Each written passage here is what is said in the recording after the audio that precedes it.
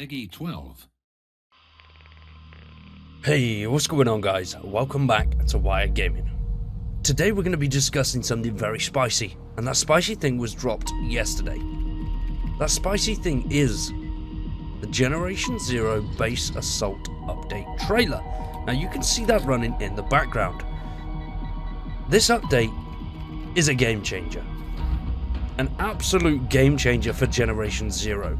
At the moment we don't have many details, but if this is done right, this could really drastically change the landscape of the game and bring back and also keep so many players.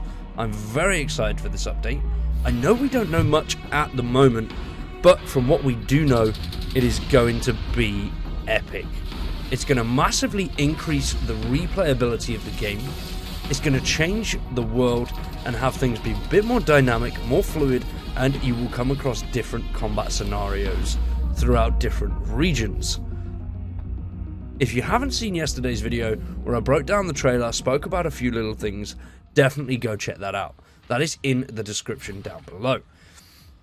What we do go over in that video is in the trailer you can see pretty much almost every region of the map.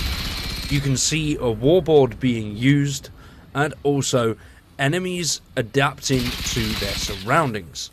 Alongside what looks to be an airstrike. I really hope that's right. I might not be, but I hope it is. An airstrike and also enemy turrets and all that kind of stuff. There is a lot of very, very cool stuff in this trailer. And the trailer was only a minute long. So hopefully we find out a few more details pretty damn soon. But for now, I'm speculating. So, if you're not a fan of speculation, I'm very sorry. But, there's a big thing I am focusing on, which was in that trailer, and it is right at the very, very end. And that is new base defense missions, side missions, and more. It's just one sentence. But that sentence can massively change Generation Zero throughout the year. Absolutely insane the effects that could have on the game. Mainly because side missions are something that the community has wanted for so damn long. People have been asking for side missions. I might even go out on a limb here and say that people have been asking for side missions longer than they've been asking for an increased level cap, New Game Plus, and extra skill points. I'm probably very wrong there, please don't shoot me in the comments. But these missions, if they are replayable, I mean, don't get me wrong, I like assignments. Assignments have brought a lot of longevity to the actual farming side of the game. I myself, I don't enjoy farming all too much, but whack a few assignments on, go out and do what you normally would, then you're earning loot for just playing the game like you would normally. I myself haven't really found too many of the assignments that you have to go out of your way for. Obviously crafting, you're going to be doing that anyway. The only ones that really get me are ones that destroy cars or destroy TVs and stuff like that. But other than that, they're just a great source of loot. Now, these base defense missions, how this is going to work is unknown. But as I mentioned, you see the warboard. So seeing that warboard makes me think that we will have to go into bunkers. We'll have to get a sort of status report on what's going on in the region around us or the world around us, depending on how your playstyle is, whether you're everywhere or you've got a specific region. Peggy 12.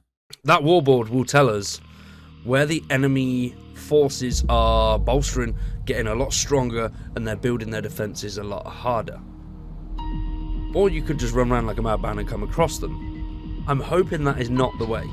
I really hope they make use of the warboards, because back when the game first launched, those warboards were a really cool feature. You go to a warboard, you find a mission, and it's just really, really nice. I would love to see that being used again, because they were so damn cool, and it felt very retro and old school going into that bunker, into the main security room of the bunker, checking out the warboard and finding where you need to go next. I thought that was a really, really cool feature of the game. And now there's not many missions left, that's gone. But they did say that there's going to be also side missions. Whether these side missions are part of the base assault missions, or whether they're standalones and will be coming across new sort of side storylines, I think side missions more than likely will be tying into the Russian side of things. That's just a guess. But the Russians have a heavy presence now, so, you know, the Resistance has a heavy presence. So those two things could definitely go hand in hand. We could start doing some side missions alongside Russian bases, going up to the Russian hovercrafts and all that kind of stuff.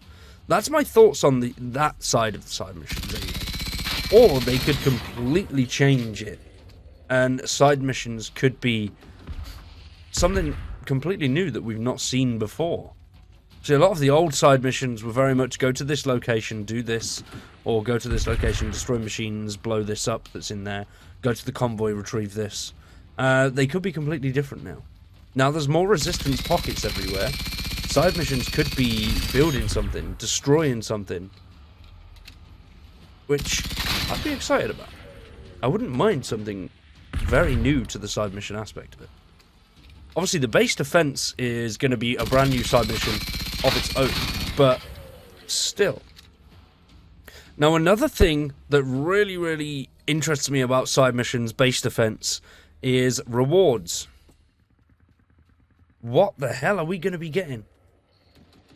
At the moment, we've got the ways to get everything. Unless they're adding some new items, which, as you could see in the trailer, they very may well be. Like, there's a very high percentage that we're going to see at least 1 or 2 new items. Whether that's a weapon, gear, or... I don't know. I have a few videos in the pipeline about new things that I would like to see in the game. So I'm going to wait till we hear a little bit more on this update before I release those. But that they are... You know, there's some cool stuff that I'd really want to see. And I'm pretty sure a lot of the people, a lot of the community would like to see them too.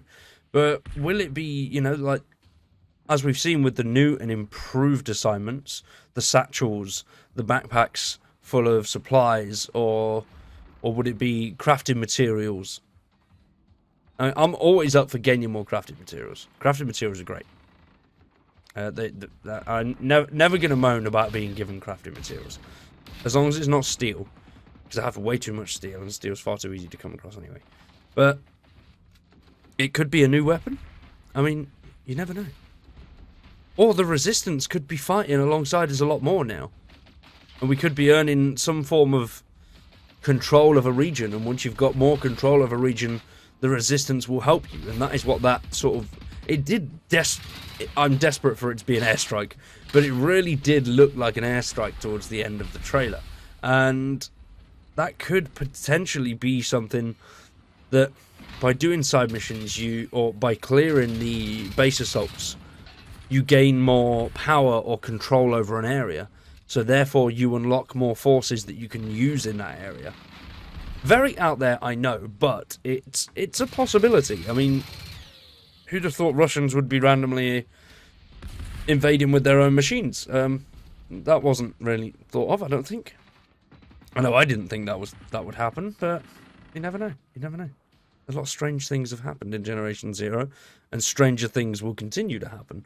But that's, I don't know. Either way, I think the reward side of it, I'm not too fussed about. But going back to the replayability side of it, obviously having those bases out there everywhere is going to make a massive, massive difference. And it's going to be just something completely new to play with. Alongside that, I did mention in yesterday's video that they don't look like they're pre-gens. They don't just look like they're put in and there's only 3 different variants of them. It looks like our base building. There's several different ways that they can do this, and each one that we come across is going to be different. 12. So we're going to need to find a different approach to every single base that we assault. Which, that, for me personally, is something that I would really love to see. Obviously, tanks, you walk up to them, you hit the guns a couple of times, you hit the soft spot on the top of the head, you hit the knees, bang, bish, bash, bosh, done.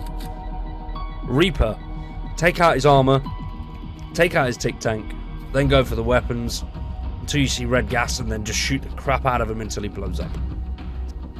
So the point I'm trying to make there is that we've we've learned and adapted with the machines. Now, having new missions is something new, something that will take us by surprise, and new base defense, and it being something that is out there and changes depending on where we are or depending on what the machines have done.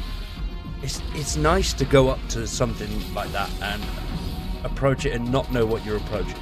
I remember going through those bunkers the first time and I was terrified. It was terrifying. I want that nice little bit of fear and that bit of surprise back. Now, new enemies are great. They are amazing. Don't get me wrong. I'm not complaining about new enemies at all. But they are predictable. Once you've taken out one or two, you've taken most of them out. You know what they do. With new missions and base building, it is a different challenge every time. Which is why I think it will massively change the game. It will bring in old players. It will keep new players. And the longevity of the game will just keep going. The more people are playing this game for the longer amount of time, the more they'll develop it and the better it will become. It is an already amazing game, but myself, and I'm pretty sure a lot of the Generation Zero community just want it to get better. And this is definitely a step in the right direction. 2022 is off to a great start. Now, me and Tenebris were talking the other day about this type of update. This was before we saw this actually come out, and this type of update and missions and how we need new areas to sort of run through and new missions to play with. And we couldn't have come at a better time. I'm very excited. And obviously we don't know when it's going to drop. I am thinking, as I did mention in my video, that we could possibly see it on Tuesday. They're very sneaky like that. They have dropped an update date on a Monday and said, oh, it's coming out tomorrow. It's like, whoa, okay. It will be coming on a Tuesday. It's just what Tuesday it comes on is, that's the question. I'm hoping it will be the first half of April. But we'll see, Even if it's the last half, it doesn't really matter. As long as it does show up. This update is a game changer. I have waffled on now for quite enough time. Hopefully it's been insightful. Hopefully you've enjoyed it. If you have, let me know. Let me know your thoughts down below as well about what you think about this. I do have some other ideas, but I would like to get a little bit more information on the update before I push those out there. So we'll see, really. We'll see. For today, subscribe to the channel, drop a like on the video. If you want to support the channel a little bit further, consider checking out the members tab. But I've been YG, been awesome. Thanks for watching, and we'll see you very soon with some more Generation Zero.